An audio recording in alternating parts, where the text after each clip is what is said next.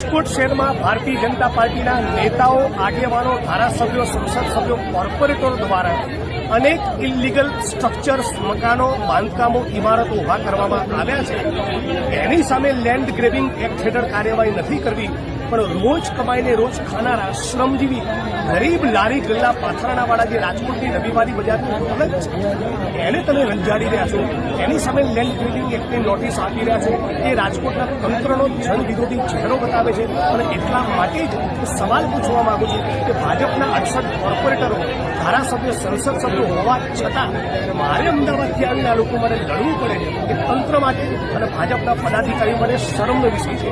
કાર્યવાહી land grabbing act હેઠળ કરવી હોય તો મોટા મગરમચ્છો સામે કરો, રિયલ એસ્ટેટના માફિયા અને બિલ્ડરો સામે કરો, ગરીબ લારી ગલ્લાને પાથરણાવાળાને નહીં. અને એટલા માટે આજે 1000 લોકોની રેલી લઈને મ્યુનિસિપલ કમિશનર પાસે જઉં છું એ માંગ સાથે વૈકલ્પિક વ્યવસ્થા નહીં કરો ત્યાં સુધી લારી ગલ્લાને પાથરણાવાળા હટવાના નથી.